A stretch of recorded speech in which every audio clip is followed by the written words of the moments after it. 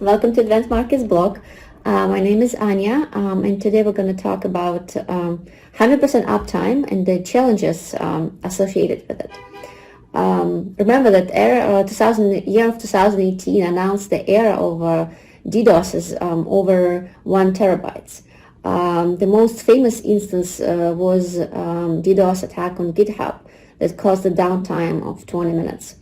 2 days after actually this attack, another big provider, NetScout Arbor, confirmed a DDoS that was around 1.7 terabytes. So here we go. These numbers are out there, and they truly fascinate me because uptime and downtime is a very sensitive topic for the financial industry, and I'll share some of my thoughts about this in this video. Firstly, I wanted to understand what is the best recorded uptime, and for that I looked at their legally documents, because that's how you figure what is the best possible uptime. And here's what I was able to find. CenturyLink offers on legal documents 99.99% uptime, Equinix 99.99% on the documents, and 99.9999% on their marketing brochures. Rackspace offering 99.99% as well. I mean, it's perfect. It's pretty close to 100%, but we become a little more technical and do some simple math. We will see that 99.99% of uptimes means that you can have around 52 minutes and 34 seconds of a downtime. And if on your SLA they recorded uptime as 99.999 for 9%, it's downtime of 5 minutes and 15 seconds. So if you as a client been promised 100% uptime, that is great. Make sure it's legally recorded in your service level agreements with the punitive damages to be paid if should the company fail to deliver its promise. Now we're going to talk about what are the most common reason of outages for FX companies. Human errors. The human factor plays an important role for any industry, not just for FX.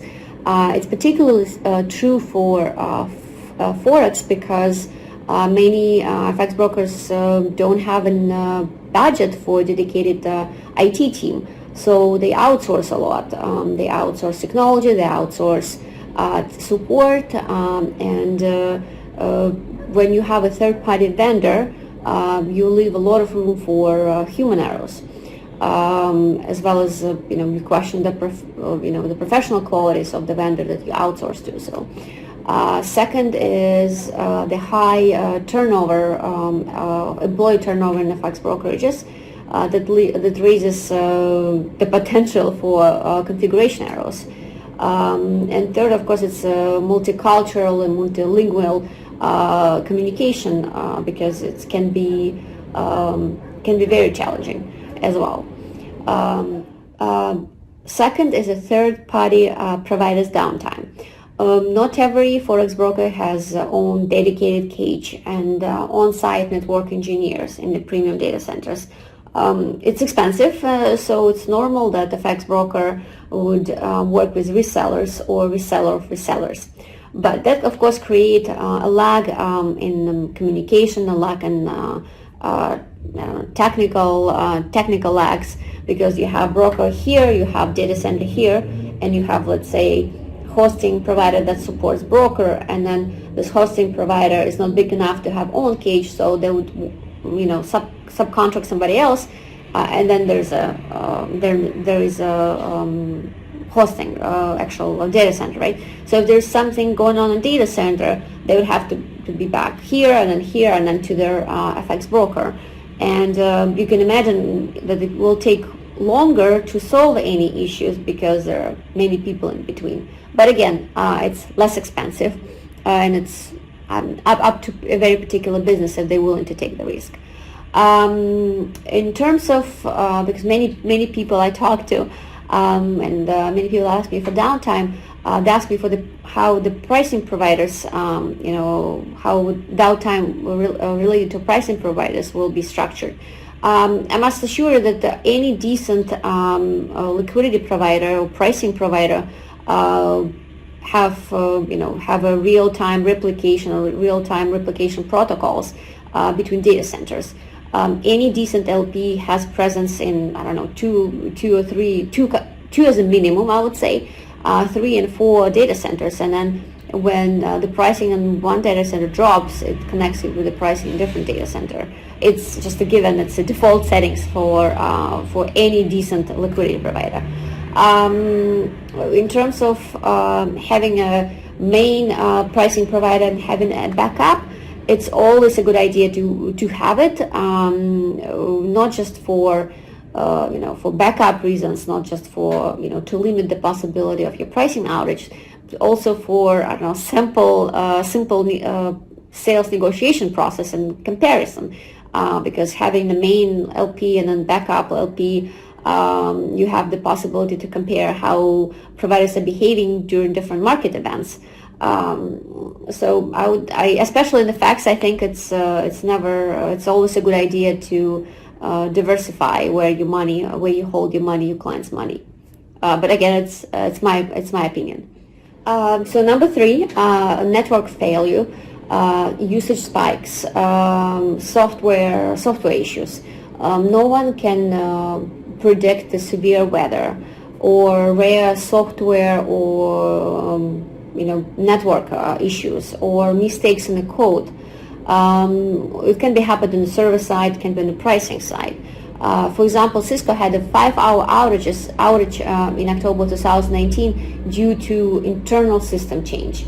So you can completely eliminate the possible mistakes that can happen to your vendors or vendors of vendors and so on. So what can you do as a financial company to minimize the downtime? The one sentence IT answer would be to minimize the downtime, one must eliminate every single point of failure and have a hot redundancy. Transferring this into normal language, I would say it's first you need to set up and manage a very clear and straightforward infrastructure. That means as simple as knowing all your server IPs, having all the contacts in place, who's managing what, who's responsible for what. Even writing down the numbers in your internal system, so your new employees would have access and know who to contact. Second, of course, is staying on top of all latest technology, because it's evolving so fast, and of course have a proper monitoring implementation in place. And monitoring can be active monitoring as well as passive monitoring as well. Of course, you need to have working protocols and disaster recovery and prevention plans, as well as dedicate some part of your IT budget to educate your employees. So I think with the right technology and expertise, and the fax business can get really close to the unobtainable 100% uptime. But again, never say never, and I wish you best of luck, and may the highest possible uptime be with you. Thank you for watching.